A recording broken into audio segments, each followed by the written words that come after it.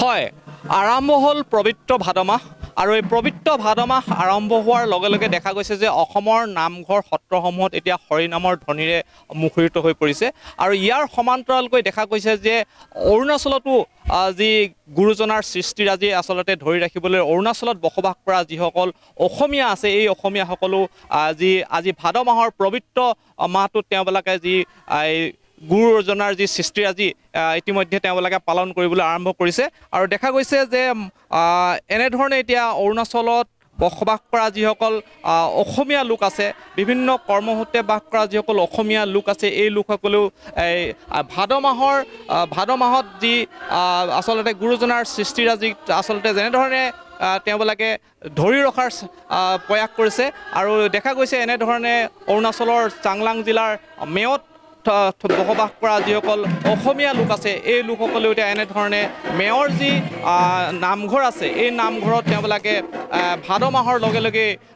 নাম প্ৰসংগ বা হৰিনামৰ ধ্বনিৰে এতিয়া মুখৰিত কৰি তুলিছে দেখা গৈছে যে এনেধৰণে এতিয়া আই মাতৃসকলে নামঘৰত আহি নাম লোৱা আৰম্ভ কৰিছে প্ৰত্যেক দিনাই এতিয়া এই ভাদ মাহটোৰ এনেধৰণে তেওঁবিলাকৰ যি নাম কীৰ্তন তেওঁবিলাকে চলাই যাবলৈ তেওঁবিলাকে চলাই গৈছে আৰু আমাৰ সৈতে ভক্তপ্ৰাণ আচলতে সকল আছে আমাৰ এজন ভক্ত আছে মই ভক্তৰ কাষলৈ যাব বিচাৰিছোঁ আচলতে অৰুণাচলত থাকিও তেওঁবিলাকে কিন্তু অসমীয়া সংস্কৃতি গুৰুজনাৰ সৃষ্টি ধৰি ৰখাৰ চেষ্টা কৰিছে আৰু এনেধৰণে পবিত্ৰ ভাদ মাহৰ দিনটোত তেওঁবিলাকে নাম প্ৰসংগে আচলতে তেওঁবিলাকে নামঘৰত আহি তেওঁ চলাই গৈছে কি ক'ব নমস্কাৰ প্ৰথমতে মই আপোনাসকলৰ নিউজ চেনেল দুটিলৈ অশেষ ধন্যবাদ জ্ঞাপন কৰিছোঁ আপোনালোকে আহি আমাক উৎসাহিত কৰাৰ বাবে এই মেয়বাসী ৰাইজ আমি আজি অসমীয়া সংস্কৃতি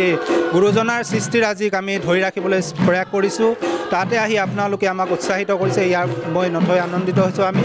আৰু আজি আইসকলে এই প্ৰথম ভাদ মাহৰ প্ৰথম দিনাই তেখেতসকলৰ শুভ আৰম্ভণি কৰিছে নাম তেখেতসকলে আজি এই গোটেই মহিনাটো আমাৰ নাম প্ৰসংগ চলিব আৰু আমি ইয়াত সমাজ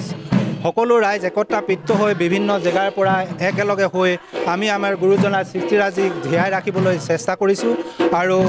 সকলো ৰাইজে ইয়াতে আমাক সহায় সহযোগ কৰিছে আৰু আপোনালোকেও আহি আমাক এই সময়খিনি দিয়াৰ বাবে আপোনালোক দুটি চেনেললৈ আমি অশেষ ধন্যবাদ জ্ঞাপন কৰিছোঁ সুদূৰ আপোনালোকে অসমৰ পৰা আহি ইয়াতে যাতে আমাক আকৌ উৎসাহিত কৰে তাৰ বাবে আমি ধন্যবাদ জ্ঞাপন কৰিছোঁ নমস্কাৰ হয় এনেধৰণে এতিয়া যি ভক্তপ্ৰাণ ৰাইজ আছে তেওঁবিলাকে এনেধৰণে নাম প্ৰসংগত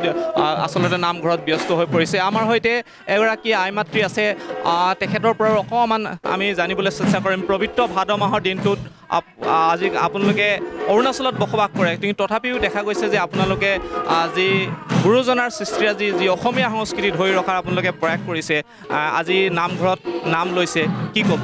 হয় আজি পবিত্ৰ ভাদ মাহৰ প্ৰথম দিন আমি সকলো মেয়বাসী ৰাইজ মেয়ত থাকোঁ অৰুণাচলত আমি যিমান অসমীয়া সংস্কৃতিৰ মানুহ আছে সকলোৱে আহি আজি নাম লৈছোঁ ভাদৰ মাহ বুলি পবিত্ৰ ভাদৰ মাহ বুলি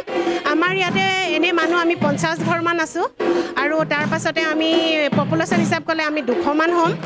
সেয়ে আমি সকলোৱে মিলিজুলি ইয়াতে নাম চৰ্চা কৰোঁ আমাৰ যিমান আমাৰ অসমীয়াৰ সংস্কৃতি পৰম্পৰা আছে যেনেকৈ আমাৰ গুৰুজনে দি থৈ গৈছে আমাৰ শংকৰদেৱৰ তিথি মাধৱদেৱৰ তিথি জন্ম উৎসৱ ভাওনা আদি আমি সকলো ইয়াত পালন কৰোঁ আমি আমাৰ জাতীয় সংস্কৃতি বিহু আমি উলহ মালহেৰে পালন কৰোঁ আৰু আমাৰ অসমৰ চুকে কাণে যিমান ষ্টেট আছে লখিমপুৰ যোৰহাট গোলাঘাট ধেমাজি যিমানৰ পৰা সকলো মানুহ একেগোট হৈ আমি ইয়াতে হৰিনাম চৰ্চন কৰোঁ আমি নামঘৰ গুৰুজনাৰ নামঘৰ আদৰ্শৰ হিচাপে লৈ ইয়াত পালন কৰোঁ আৰু আজি আপোনালোকে আহিছে আমাৰ নামঘৰৰ ইয়াৰ মেয়ৰ নামঘৰলৈ আহিছে অৰুণাচলত থকা ইয়াত আমি সকলোৱে নাম প্ৰসংগ কৰি আছোঁ আৰু আমি অসমবাসী ৰাইজক এইটোৱেই ধন্যবাদ দিছোঁ আমি চুকে কাণে অৰুণাচলত আমি যেনেকৈ আমি এটা সংস্কৃতি বজাই ৰাখিছোঁ আপোনালোকে সকলোৱে যাতে আমাৰ যিমান অসমত যিমান নামঘৰ আছে সকলোতে নাম প্ৰসংগ এই ভাদৰ মাহত লয় এইটোলৈ ধন্যবাদ জ্ঞাপন কৰিছোঁ হয় এনেধৰণে দেখা গৈছে যে অৰুণাচলত বসবাস কৰা অসমীয়া সমাজেও এতিয়া দেখিছোঁ যে গুৰুজনাৰ সৃষ্টিৰাজিক এনেধৰণে ধৰি ৰাখিছে পবিত্ৰ ভাদ মাহ আৰম্ভ হৈছে ইতিমধ্যে আৰু এই পবিত্ৰ ভাদ মাহৰ দিনটোতে যে ক'ব লাগিব যে গুৰুজনাৰ যি সৃষ্টি মহান সৃষ্টি যি অসমীয়া সংস্কৃতিৰ কোনো